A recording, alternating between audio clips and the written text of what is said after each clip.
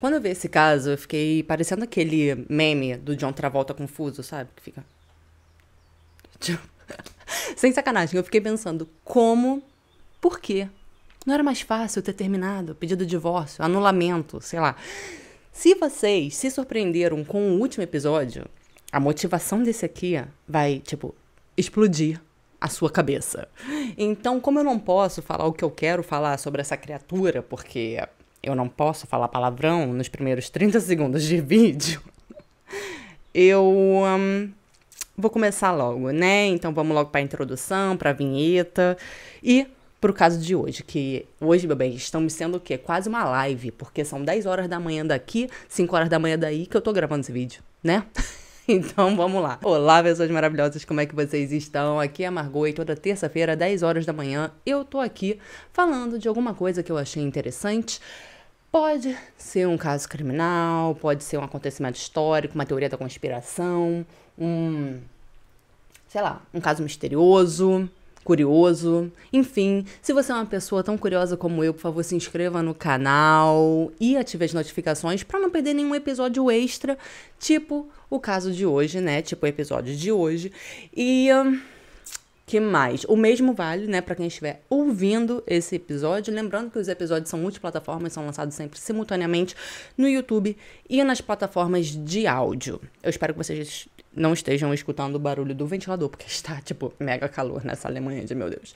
Então, sem mais delongas, bora pro episódio de hoje.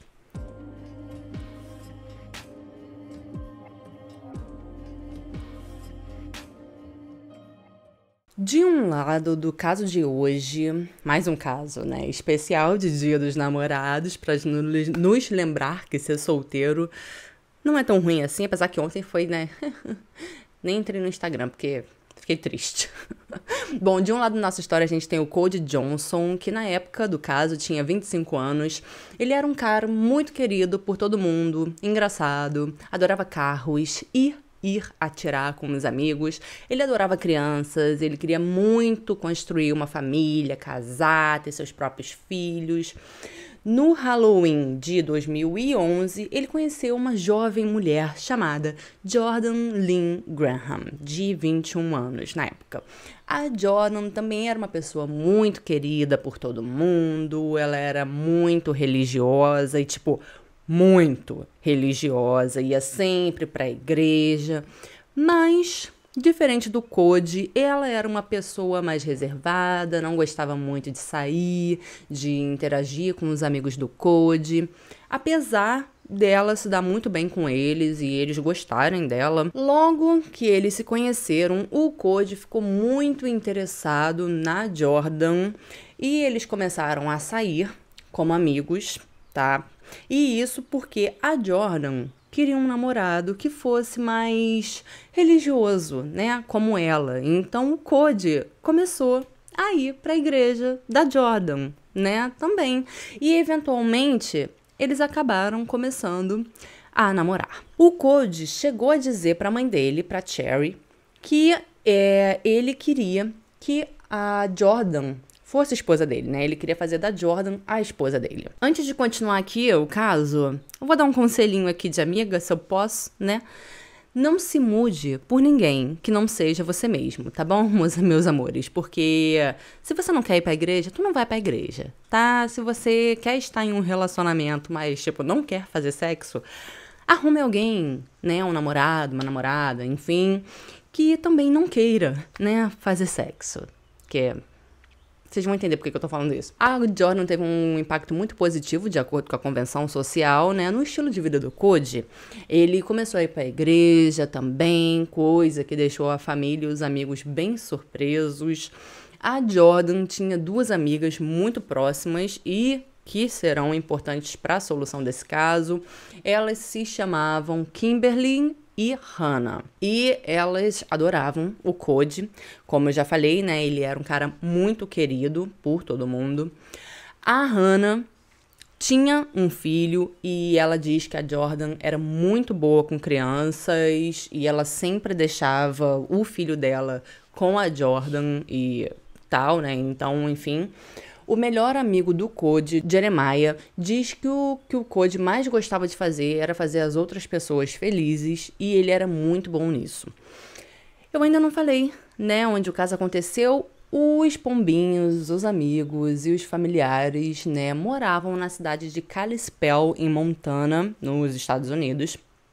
É uma cidade pequena, calma, e é a casa, né, do Glacier National Park, que é um lugar lindo e que, se eu não fosse uma pessoa tão urbana, no sentido de que eu não gosto de ficar andando no meio do mato, né? Eu iria adorar conhecer esse lugar, porque é um lugar enorme, tipo, muita montanha, enfim. Mas é um lugar lindo, enfim. Bom, e com duas pessoas tão queridas e apaixonadas uma pela outra, né, não demorou muito até que o Cody pedisse a Jordan em casamento e ela aceitou. E isso foi perto do Natal de 2012. Mas algumas pessoas, principalmente as amigas da Jordan, estranharam ela aceitar se casar com o Cody. E isso porque ela parecia muito distante dele, digamos assim.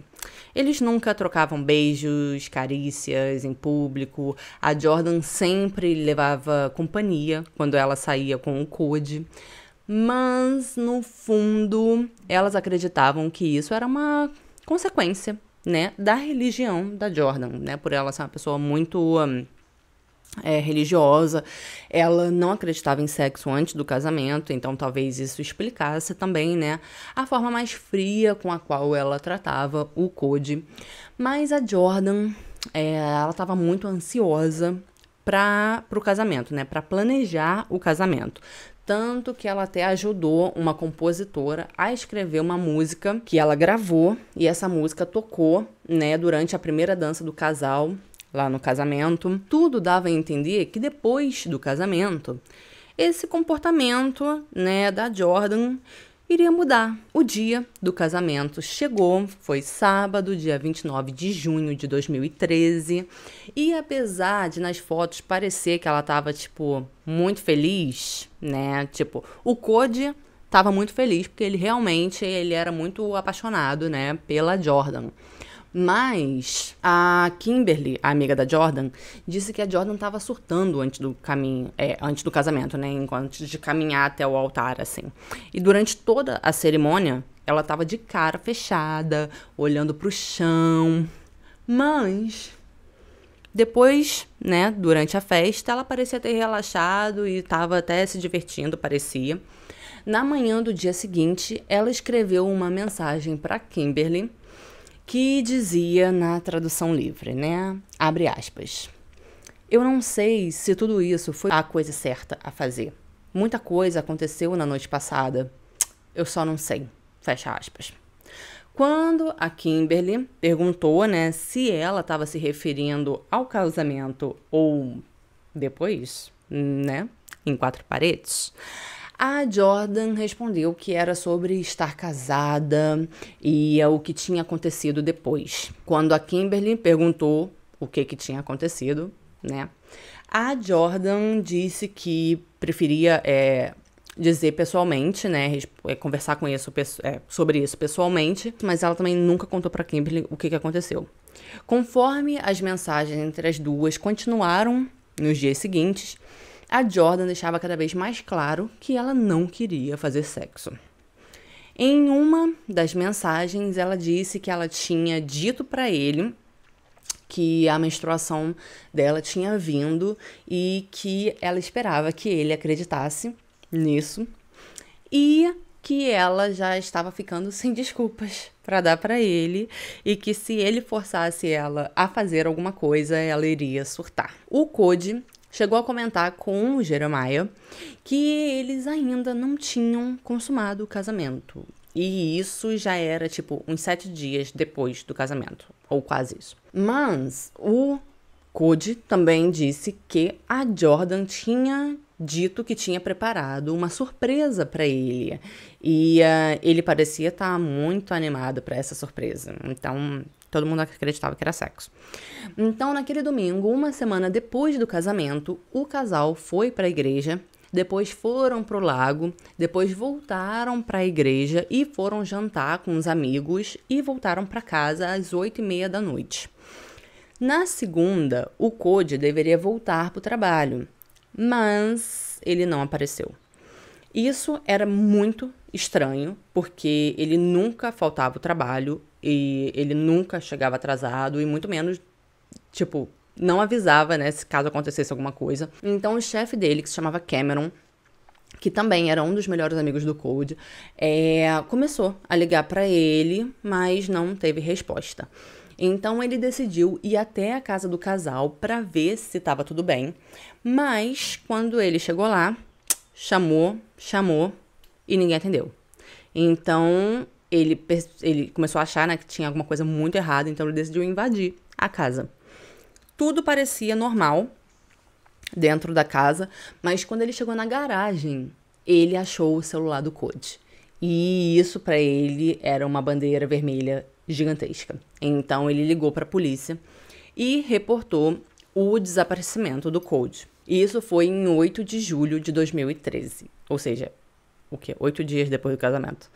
A polícia levou esse caso muito a sério desde o começo. E a primeira coisa que eles se perguntaram, né, foi por que o chefe dele tá reportando o desaparecimento e não a nova esposa dele, né? A Jordan não tinha desaparecido. Ela mandou uma mensagem para uma amiga dizendo que o Cody tinha saído com alguns amigos de fora da cidade na noite anterior, né, depois que eles chegaram em casa, e que ele não tinha voltado. Quando os amigos e familiares souberam, né, que o Cody tinha desaparecido, todo mundo foi para casa do casal, né, para organizar e começar, né, uma busca pelo Cody, espalhar cartazes, enfim. E a Jordan parecia muito irritada com o fato das pessoas estarem lá. Chegou uma hora que ela chegou a atirar a aliança dela na parede. E, tipo, todo mundo ficou achando aquilo muito bizarro, porque não é o tipo de comportamento que você espera, né, de uma mulher que acabou de casar e o marido tá desaparecido. No dia seguinte, dia 9, a polícia chamou todo mundo pra questionamento, né, incluindo a Jordan, claro. E ela contou a mesma história que eu contei aqui, sobre o que eles tinham feito no domingo e que ele tinha saído com amigos de fora da cidade, depois que eles já tinham voltado para casa. E ela também disse que no caminho de volta do jantar, o Cody tinha recebido uma ligação que tinha deixado ele bem irritado. Por isso, ela tinha deixado ele na garagem sozinho, né, que foi onde o chefe dele encontrou o celular dele, e que ela tinha feito isso para ele se acalmar. E o Cody realmente recebeu uma ligação, mas era um amigo avisando que tinha achado uma ferramenta, né, que o Cody tinha emprestado para ele, que ele achava que tinha perdido. Tipo, esse amigo tinha perdido a ferramenta, ele tinha achado, e aí ele ligou pro Cody só para avisar que tinha achado a ferramenta. Ou seja, essa história de que ele ficou irritado não faz o menor sentido. No dia 10, a Jordan recebeu um e-mail com o remetente, né, Tony de Carmen, @gmail. Tony, o cara do carro, na tradução livre. Tá. O e-mail dizia, abre aspas, olá, Jordan, meu nome é Tony. Não precisa se preocupar em procurar pelo Cody. Ele se foi. Então, cancele a denúncia de desaparecimento. Ele se foi de vez. Fecha aspas. Essa foi a parte liberada ao público. Mas parece que tem mais uma parte dizendo que eles foram pro parque, né, que eu falei, e o Cody caiu de um penhasco. Você acha que isso levou a Jordan, né, a se desesperar e ir direto pra polícia? Claro que não. Ela mostrou pra uma amiga, né, pra Hannah, como, né, se isso fosse tipo um e-mail normal, terça-feira. E aí a Hannah mandou ela levar esse e-mail pra polícia, claro, né, porque tava dizendo que o Cody estava morto. A Jordan não queria, mas ela levou para a polícia e durante todo o tempo ela agiu como se não fosse nada, como se esse e-mail fosse, tipo, super normal. A polícia iria rastrear o IP do e-mail, mas isso iria demorar alguns dias. Mas se a intenção desse tal Tony era encerrar as buscas, ele falhou miseravelmente, porque agora a polícia estava ainda mais determinada e, claro, né, mais suspeita da Jordan por causa do comportamento dela. Bom, agora a família e os amigos tinham um lugar para procurar o Cody, que era o parque, né, o Glacier National Park. A Jordan participou das buscas. No primeiro dia, ela estava no carro com a Hannah e ela estava, tipo, cantando, dançando dentro do carro, comendo sorvete, como se nada tivesse acontecendo. Com esse comportamento, claro, né, até a Hannah começou a desconfiar da Jordan. No dia seguinte, dia 11, eles continuaram as buscas lá no parque e a Jordan depois se juntou a eles novamente, né, um pouco mais tarde, mas ela foi direto a um ponto específico, muito remoto, que ela disse que o Cody sempre disse que queria ver antes de morrer. E depois de passar pelo guarda-corpo, né, da estrada, passar pelas pedras, ela olhou para o fundo do penhasco, naquele lugar específico, e disse: eu estou vendo ele. Só que era muito fundo e estava escuro, né, por causa das árvores. Tipo, dava para ver que tinha alguma coisa lá embaixo, mas não dava para confirmar que era um corpo e muito menos identificar que era o Cody. A polícia só conseguiu chegar no corpo dele no dia seguinte, para vocês terem uma noção de onde que era. E foi preciso tirar o corpo com auxílio de um helicóptero, tá? O Cody caiu de cabeça de uma altura de quase 60 metros. Então, tipo, como que a Jordan sabia que era o Cody que estava lá embaixo? Antes de todo mundo. Se a polícia demorou um dia para chegar lá. Perto do corpo, só tinha uma faixa de tecido preto. Os guardas florestais do parque disseram que essa área era uma área tão remota, mas tão remota, que eles acreditavam que nenhum humano tinha chegado até lá. Nunca. Então, muito provavelmente, esse tecido estava ligado ao Cody de alguma forma, esse tecido preto que foi encontrado. A polícia interrogou todo mundo novamente, né? Porque agora tinha um corpo, então agora era tipo um homicídio.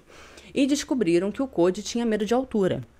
E alguns dos amigos do Cody até disseram acreditar que alguém o levou até aquele lugar porque ele não iria lá por conta própria. Entendeu? Tipo, de livre e espontânea vontade. A polícia ainda estava esperando pelo endereço do IP, né, do tal do Tony, e pelos registros telefônicos do Cody e da Jordan. Então, não tinha muito o que eles fazerem naquele dia, né? Mas, depois que o corpo foi encontrado, a Kimberly, a amiga da Jordan, foi até a polícia e deu novas informações. Ela contou que a Jordan se arrependia de ter casado, que ela não queria transar com o Cody, na verdade, que eles ainda não tinham consumado o casamento e que a Jordan tinha dito pro Cody, né, tinha mentido pro Cody, dizendo que ela estava menstruada desde o dia do casamento. E tudo isso, né? E ela também mostrou mensagens da Jordan dizendo que não podia contar pra ele que ela não estava feliz, né, naquele longo casamento deles de uma semana. E porque isso daí iria quebrar o coração dele. E que 2 dias antes do Cody desaparecer, ela escreveu uma mensagem para essa amiga, dizendo que o Cody tinha segurado ela e que ela achava que ele tinha um pavio curto.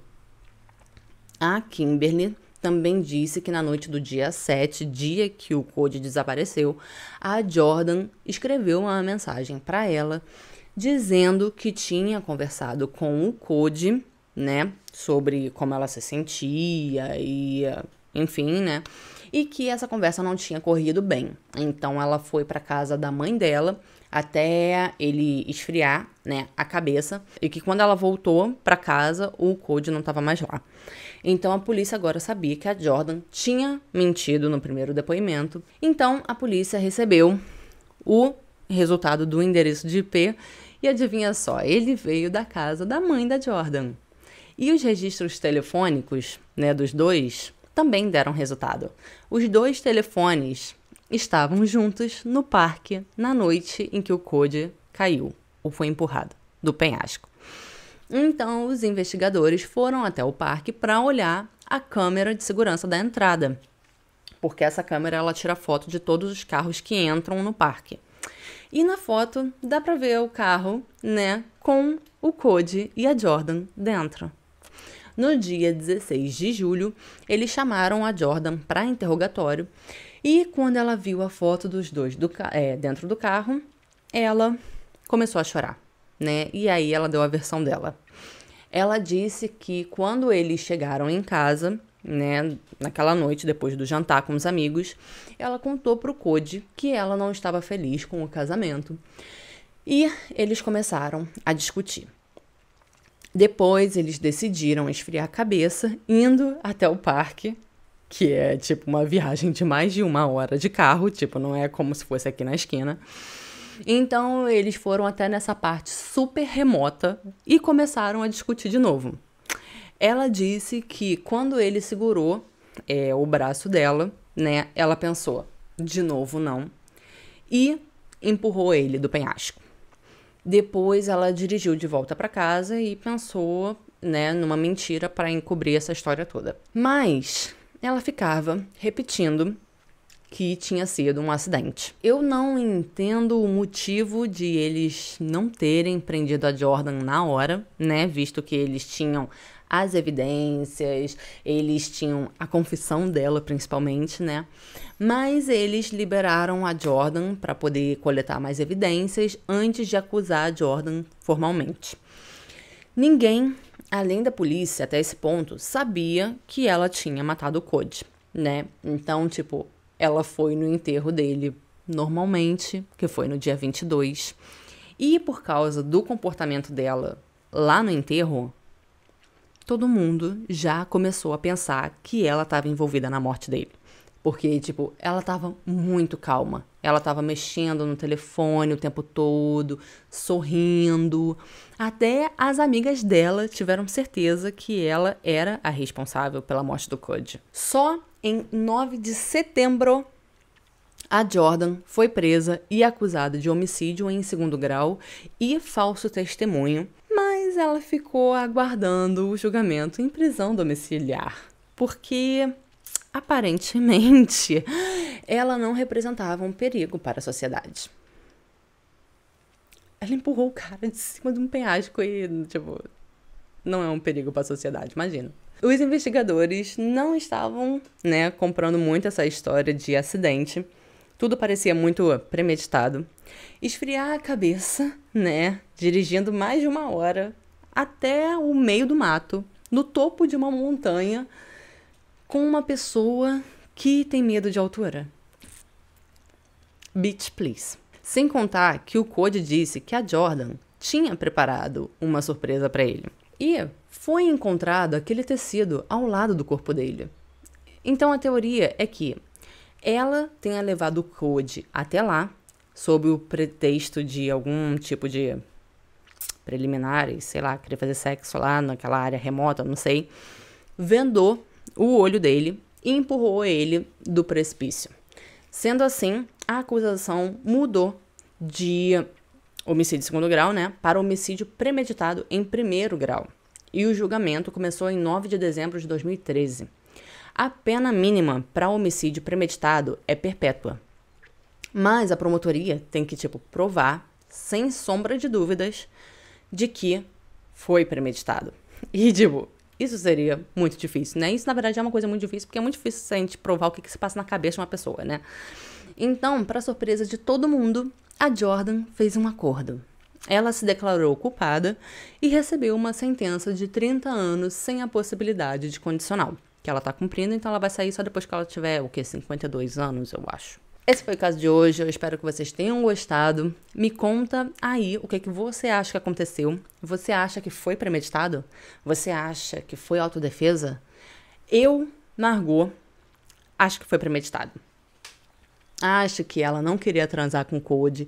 Ela chegou a dizer pra Kimberly que só de pensar em fazer qualquer coisa sexual já deixava ela com vontade de vomitar. Então, assim, né? No episódio que saiu anteontem, né? Ia falar na semana passada, mas não deixa de ser. No episódio que saiu anteontem, o cara não queria divórcio porque iria traumatizar os filhos dele. Então a solução foi dar o fim na esposa, no dia do aniversário do filho, por sinal. Essa não queria transar, então a solução foi dar o quê? Um fim no marido, né? Eu acho assustador como a balança moral dessa galera que se esconde atrás de religião é, tipo, desregulada. Aproveita e escreve aí pra mim se vocês preferem que eu dê detalhes de data de nascimento e tal, ou se vocês preferem episódios mais resumidos, tipo o último episódio e esse episódio aqui, né, que eu tô fazendo mais resumido. Até porque, né, esse é o terceiro episódio que eu tô lançando, né, de Dia dos Namorados, né, ou seja, em menos de uma semana. E eu geralmente lanço um episódio por semana, né, então, tipo, estamos meio corrido. Mas me deem a opinião de vocês aí, por favor, sobre isso. No episódio de hoje, eu quero mandar um beijo especial para Paula Palmer, que está sempre comentando nos vídeos aqui, está sempre interagindo lá no Instagram. Então você também, por favor, se inscreva lá no Instagram, aqui, eu acho, ou é aqui, não sei, eu acho que é desse lado aqui. Então, um beijo pra você, gatona. Eu quero lembrar, né, que eu abri um segundo canal porque eu comecei a sentir falta da parte terapêutica do YouTube. E aí eu montei o Fala Margot Light. O link vai estar aqui na descrição. Por favor, se inscreva lá também. Lembrando que esse canal aqui ele está aberto para membros, então quem quiser e puder apoiar o canal com o din-din, o link está na descrição. E também, né, tem o botãozinho de Seja Membro aqui embaixo. E, por favor, não deixe de se inscrever nesse canal e deixar o seu like ou o seu dislike. Então é isso, né? Um beijo e eu vejo vocês no próximo episódio ou no outro canal.